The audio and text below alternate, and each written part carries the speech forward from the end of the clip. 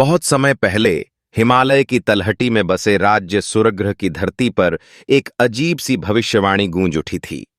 राजमहल के प्रमुख ज्योतिषी ने भविष्यवाणी की थी कि राजा विक्रम सिंह के वंशजों में से कोई एक ऐसा जन्म लेगा जो पूरे राज्य के भाग्य को बदल देगा।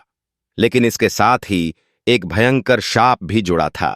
वह संतान या तो राज्य को स्वर्ण युग में पहुंचा देगी या फिर विनाश का कारण बनेगी। समय बीता।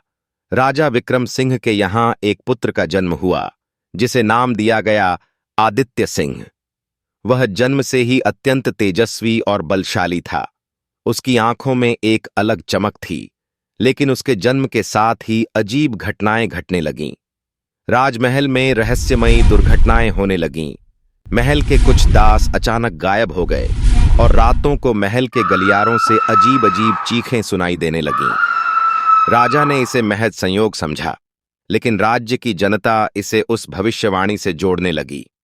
कुछ लोगों ने यहां तक कहना शुरू कर दिया कि आदित्य सिंह का जन्म ही राज्य के लिए अशुभ है। धीरे धीरे समय बीतने लगा। राजा विक्रम सिंह के पुत्र आदित्य सिंह अब 25 साल के हो गए और उस तरफ एक नई कहानी का विस्तार होने लगा था। सुरगढ़ राज्य से कुछ कोस दूर एक घना और भयावह जंगल था जिसे कालवन कहा जाता था। यह वन इतना रहस्यमयी था कि वहां जाने वाला कभी लौटकर नहीं आता था।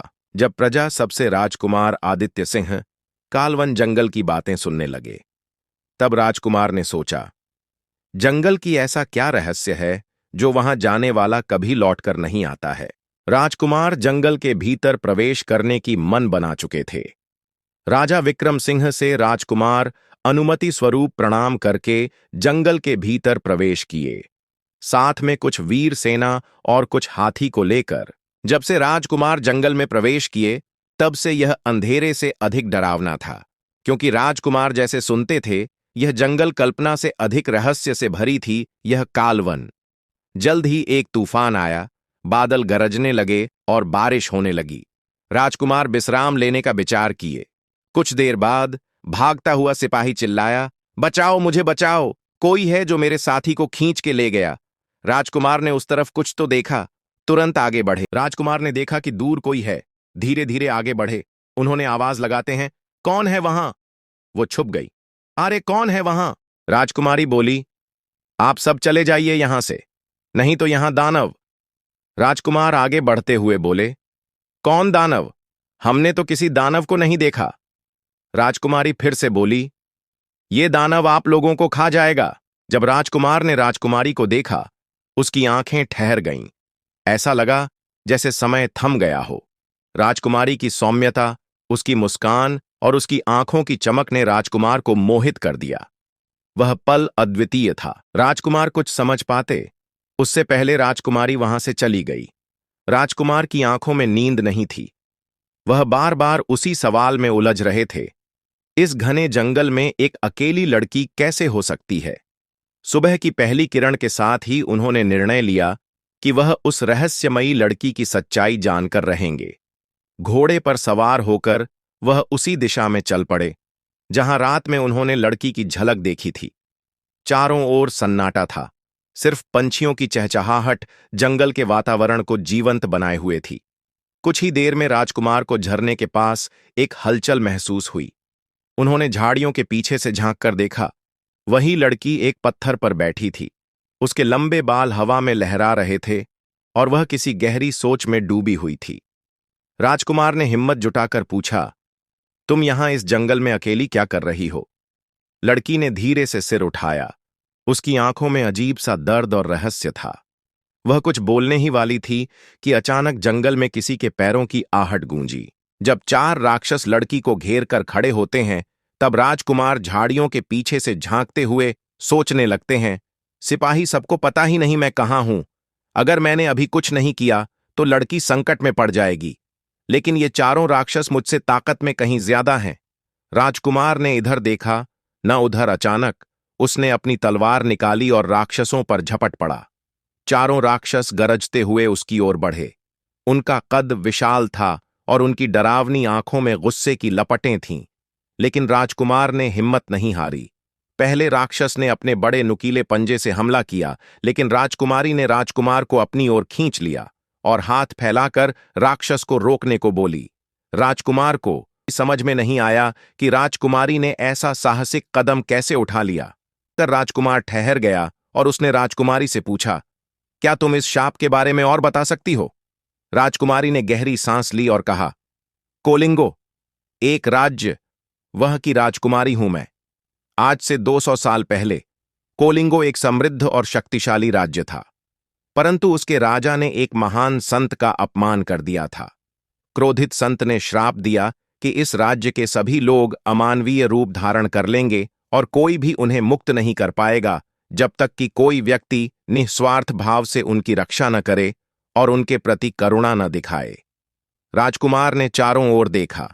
वे सभी जिन्हें वह शत्रु समझ रहा था, अब उसे पीड़ा से ग्रस्त इंसान प्रतीत हो रहे थे। उसने अपनी तलवार म्यान में डाल ली और कहा, अगर यह सत्य है तो हमें इस शाप को समाप्त करने का कोई उपाय खोजना होगा। राजकुमारी की आंखों में उम्मीद की किरण जाग उठी। राजकुमार ने दृढ़ निश्चय किया कि वह इस शाप को समाप्त करने का उपाय खोजेगा। उसने राजकुमारी से पूछा, क्या तुम्हें उस संत के बारे में कुछ पता है जिसने यह शाप दिया था? राजकुमारी ने सिर हिलाया और कहा, कहते हैं कि वह संत अब भी इस राज्य के दुर्गम पर्वतों में तपस्या कर रहे हैं, पर कोई भी उन्हें खोज नहीं पाया। अगर हम उन्हें ढूंढ सकें तो शायद वे इस श्राप को समाप्त करने का तरीका बता सकें। राजकुमार और राजकुमारी ने कोलिंगो के जंगलों और पर्वतों की यात्रा शुरू की।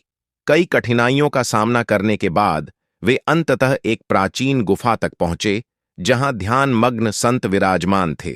राजकुमार ने विनम्रता से संत को प्रणाम किया और कहा, हे महात्मन, मैंने सुना है कि कोलिंगो राज्य पर आपके द्वारा दिया गया शाप अब भी कायम है। मैं इस राज्य के लोगों को मुक्ति दिलाना चाहता हूं। कृपया मुझे मार्ग दिखाइए।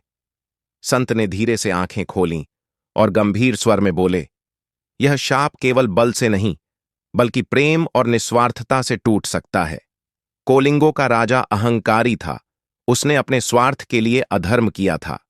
यदि कोई ऐसा व्यक्ति मिल जाए जो निस्वार्थ रूप से इस राज्य की सेवा करे और इसके लोगों के लिए स्वयं का बलिदान देने को तैयार हो, तो यह श्राप समाप्त हो सकता है। राजकुमार ने संत की बात सुनी और बिना किसी संकोच के कहा, यदि मेरा बलिदान इस राज्य के लोगों को श्राप से मुक्त कर सकता है तो मैं इसके लिए तैयार हूं। राजकुमारी की आंखों में आंसू आ गए। उसने राजकुमार का हाथ पकड़कर कहा, नहीं, कोई और तरीका होना चाहिए। तुम्हारा जीवन बहुत मूल्यवान है। संत ने राजकुमार की निस्वार्थता देखकर एक हल्की मुस्कान भरी और कहा, सत्य बलिदान का अर्थ केवल मृत्यु नहीं होता राजकुमार। तुम्हें अपना अहं और अपने स्वार्थ का त्याग करना होगा। यदि तुम राजा बनकर इस राज्य की सेवा करने का संकल्प लो, लोगों के दुख दर्द को अपना समझो और उनके लिए अपना जीवन समर्पित करो, तो यह श्राप समाप्त हो सकता है। राजकुमार ने बिना किसी हिचकिचाहट के उत्तर दिया, मैं शपथ लेता हूं कि कोलिंगो राज्य की सेवा करूंगा, इसके लोगों को अपनाऊंगा और अपने प्राणों से भी अधिक उनकी रक्षा करूंगा। संत ने अपनी माला से एक दिव्य फूल उठाया और उसे राजकुमार के हाथ में रख दिया। जैसे ही वह फूल राजकुमार की हथेली में आया, चारों ओर एक प्रकाश फैल गया। कोलिंगो के श्रापित लोग अपनी वास्तविक मानव रूप में लौटने लगे। उनके चेहरे पर प्रसन्नता और कृतज्ञता के आंसू थे। राजकुमारी ने मुस्कुराते हुए कहा, तुमने अपना वचन निभाया राजकुमार, अब यह राज्य तुम्हारे योग्य हाथों में है। राजकुमार कोलिंगो का नया शासक बना, लेकिन उसने स्वयं को राजा नहीं बल्कि एक सेवक समझा। उसने न्याय, करुणा और प्रेम से राज्य को समृद्ध किया। संत ने आशीर्वाद दिया और अंतर्ध्यान हो गए। इस प्रकार निस्वार्थ प्रेम और सेवा की भावना ने एक श्रापित राज्य को पुनः जीवित कर दिया।